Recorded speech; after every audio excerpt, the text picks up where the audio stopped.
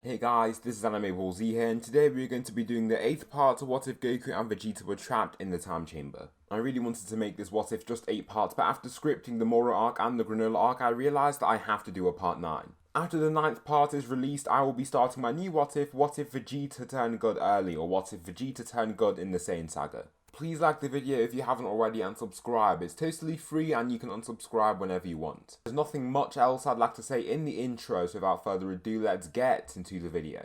Slick talker since a jet. Winter time, all the time, ooh, yeah. Look at the way that I move, swag. Disrespectful and I'm rude, okay. I had cocaine in the school. Now in the ship, the group make a slight diversion to take out the Macaroni gang that show up. The main change of events is when Vegeta shows up to face Moro himself, who also wants to repent and make up for the pain he caused on Namek, and fighting Moro makes him believe that he can do just that. Vegeta faces Moro, who stops in place to face the Saiyan. "So you're Moro, shall we begin?" Vegeta says, making his stance. "You are the one sensing my strength, and I believe there was another." "We shall," Moro says, making his own stance. Vegeta flies forward and drags up his leg for a kick. Moro evades the attack entirely. Vegeta comes down with a few more punches that even make Moro fall back step by step, but he ultimately lands none of them. The Saiyan Prince then pretends to try and punch him in the face, but at the last second he uses instant transmission to then drive a ki blast into his back. The blast explodes and knocks Moro forward, but he receives pretty much no injury from the attack. Next, Vegeta realizes that he won't be able to do much in his base form, and so he enters Super Saiyan 3. He is unaffected by the form, and he possesses no aura to even bring him down a little. This is of course after 30 years in the time chamber he learned to master Super Saiyan 3. Vegeta dives forward again, and once he does so, Moro tries to pull him around using his telekinesis abilities. However, Vegeta stays flying in a straight path and seems unaffected by the forces being placed on his body. He strikes Moro on his forearm, slalling him back quite significantly. He leaves a sizey bruise on his arm, but he now looks quite agitated and lifts a bunch of trees and rocks. They float around him and almost totally conceal him, but he then hurls them toward Vegeta. The Saiyan looks unfazed, and using his gigantification abilities, he smashes the items to bits and pieces with his colossal limbs. He then returns to his original size and stares down Moro before roaring and transforming. His hair changes to red and there is a monumental increase to his strength. He charges forward toward Moro and engages in combat with him. His first kick slides him back several meters, then Vegeta follows through with a barrage of ki blasts that Moro can't seem to evade. They're too fast and they create dense, voluminous smoke clouds. From this cloud of smoke, however, a wave of energy from the planet itself soars toward Vegeta. Using a concentrated punch, he strikes the center of the energy wave and destroys it completely. Moro, after seeing him unaffected by this wave of energy, launches several of them, but Vegeta just closes his eyes then opens them powerfully. His body swerves past every beam of energy as if he doesn't even have to think about it. He breathes calmly and makes graceful movements, and the ground around him gets destroyed from these waves of energy driving into the ground. Moro charges ahead while shouting and tries to punch Vegeta. He just lets him get the hit, but once Vegeta takes the hit, he realizes what is up about Moro. After getting punched, he arrives beside Goku and Trunks and reveals to them what is going on. The reason he has lived so long is because he has many souls in his body. "I think I know exactly how we can get rid of this guy," Vegeta explains, making Moro intrigued.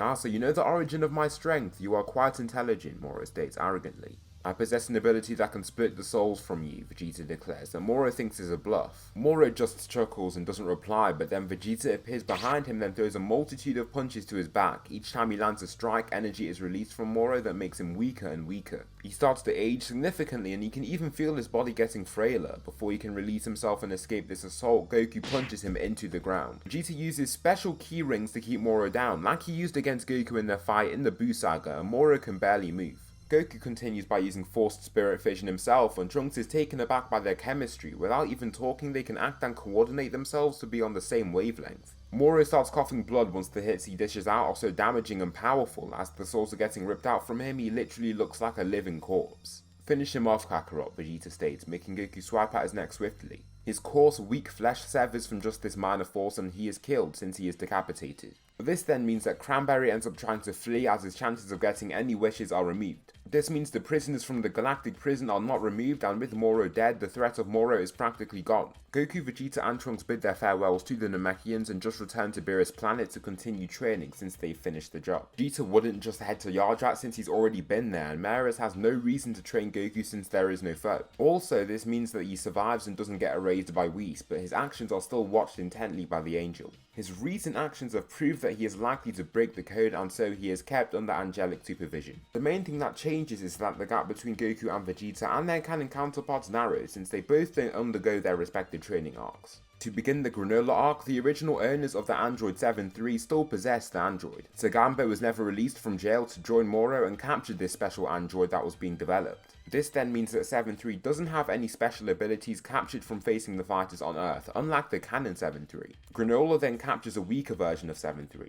I'll just say that he has to acquire the being anyway, and he does so far more easily since the other OG models are weaker. He returns 7-3 to the Heaters like usual, and the difference with the plot is that the Heaters can't find out about the Dragon Balls from 7-3's memories. That is because he never actually encountered the people on Earth, and he hasn't assimilated that knowledge from copying their abilities. However, this is all good because when Granolah returns from wishing to be the strongest in the universe, he reveals the power of the Dragon Balls, and now the Heaters know what they can do. As an extra detail, since Goku and Vegeta are much stronger in this timeline, I'll give Granolah only 1.5 years to live, since his power boost is greater from Minaito's dragon. During this time, Goku and Vegeta can both use Mastered Ultra Instinct, and Future Trunks is training a totally different ability, Destruction.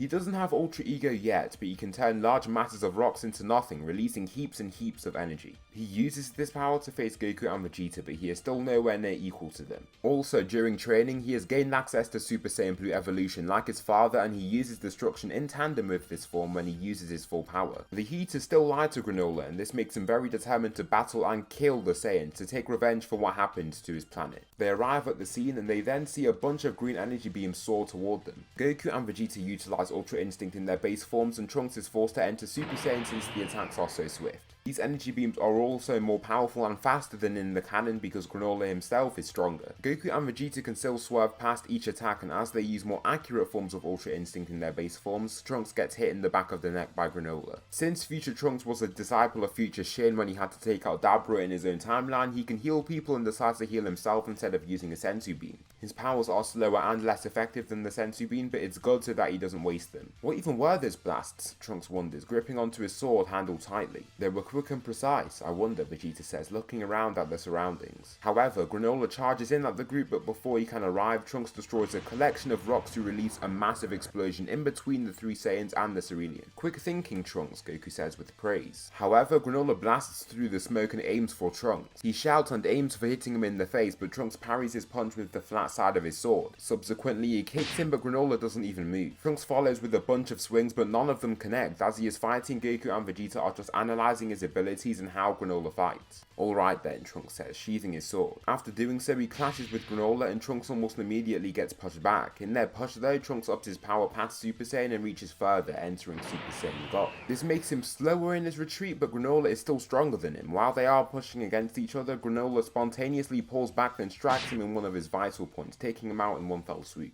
You can see vital points with that right eye. What an impressive ability, Vegeta says, facing Granolah now. He appears in front of him with the use of instant transmission and allows for Trunks to get healed with the Senzu Bean. He can't heal himself when he is unconscious, and so Goku has to rush to his aid. Why do you Saiyans hold back against me? I am the strongest in the universe, Granolah boldly claims, which is met by no reaction from Vegeta. Vegeta uses his base form for now and attacks Granolah. Granolah throws out the first punch, but Vegeta swerves past this attack with the use of Ultra Instinct and kicks him in his back. The kick causes little damage, and his adversary doesn't seem affected by the strike at all. Granolah swivels and kicks Vegeta back more than 15 meters, which wins the Saiyan Prince. His breathing has now intensified, but he knows that if this guy is the strongest in the universe, he won't stand a chance with the form that he's in. Therefore, he enters MUI Omen, and the area around him is destroyed by his massive pressurizing aura. There's no time to waste. Shall we begin? Vegeta asks, making Granolah enraged. Granolah roars and runs toward him with his speed, but Vegeta can still see him clearly. Once his first punch soars toward Vegeta, he dips back and away from the attack, then throws a gut punch of his own. Granolah grunts in pain, and before he can throw another attack of his own, he is hit by a punch to the face to launch him back. As Vegeta advances, he drives forward his knee, but Granolah evades his attack and lands a precise punch to his flank that rattles his liver. Vegeta is launched into a purple tree, and since he is using a form that is based on defense, he isn't as strong as he could be using Mastered Ultra Instinct. They continue this battle briefly, and they seem like equals. Vegeta can dodge his attacks far easier, but his attacks don't deal as much damage as he'd desire. Alright, now for my full power, Vegeta states, entering Mastered Ultra Instinct. He smirks, excited by the battle, and rushes right back in to engage in combat. He pretends to throw a punch directly forward, but at the last second, he uses instant transmission to arrive behind Granolah. Now out of his range, he punches him in his back, then appears in front of him again to punch him in his gut after his back curls over. This makes Granolah cough out blood, but before Vegeta is done, he lands two quick kicks that force him away. After these attacks, he falls to a knee and coughs out more blood, but he doesn't seem too bothered by his apparent inferiority. I know why you hate us so much. You were from a planet that we exterminated, Vegeta says calmly. Granolah, upon hearing this and his solemn tone, furiously flies back to him to try and attack him. He precisely aims for one of his vital points and takes his shot, but Vegeta's body swerves out of the way seamlessly. Ultimately, he is hit with a punch to the gut once again to return him to his knees. Now, Vegeta knows what he has to do, and that is to beat Granolah, then convince him that they aren't evil Frieza Force assassins like the Heaters claimed. I told you I was the strongest in the universe, and I wasn't lying, Granolah says, with a smile. Goku, spectating this battle from the sidelines, is confused, but as Granolah reveals that he used a clone, everything makes sense. I've worn down your Ultra Instinct enough so that now I can take aim, his clone states before vanishing. The real Granolah arrives and tries to kick him, but Vegeta flips over the swinging kick with relative ease. It confuses him since the attack really wasn't that fast, but the next attack that comes is far swifter. However, before Granolah can land an attack, Goku slams him out of the way while using Mastered Ultra Instinct. So that will conclude the 8th part of What If Goku and Vegeta Were Trapped in the Time Chamber. Please tell me something you liked about this video or something that I should improve on for the next part. Thanks so much for watching and I'll see you in the next video.